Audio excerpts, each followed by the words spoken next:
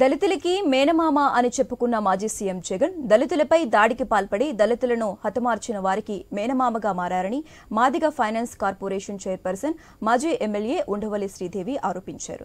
అంబేద్కర్ కోనసీమ జిల్లా రాజోలులో పర్యటించిన శ్రీదేవి అంతర్వేది శ్రీ లక్ష్మీ నరసింహస్వామి వారిని దర్శించుకుని ప్రత్యేక పూజలు నిర్వహించారు.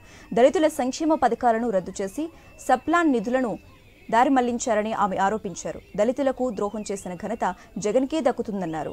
మాదిగ ఫైనాన్స్ కార్పొరేషన్ చైర్పర్సన్ గా బాధ్యతలు స్వీకరించిన తర్వాత జిల్లాలకు వచ్చిన ఉండవల్లి శ్రీదేవికి మహిళలు, యువకులు ఘన స్వాగతం పలికారు.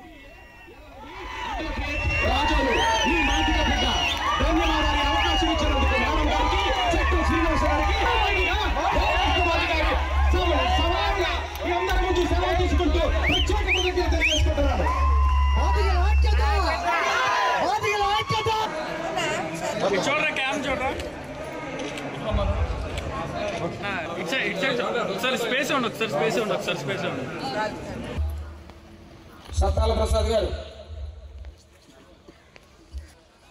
ప్రధాన కార్యదర్శి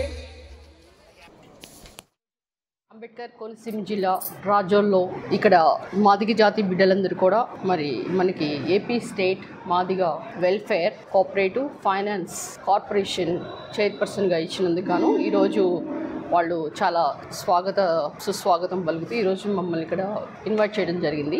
గత ప్రభుత్వంలో మీరు చూస్తే బాబాసాహెబ్ అంబేద్కర్ గారు రచించిన రాజ్యాంగంలో ఎస్సీలకి రాజ్యాంగ ఫలాలు ఏ విధంగా రాశారు, మరి ఆ మూలంగా మనందరికీ కూడా మరి best available school, SC corporation ద్వారా రుణాలు, తర్వాత చాలామందికి విదేశీ విద్య, ఇవన్నీ కూడా గత సంవత్సరాల నుంచి కూడా దశాబ్దాలుగా అవన్నీ జరుగుతున్నాయి.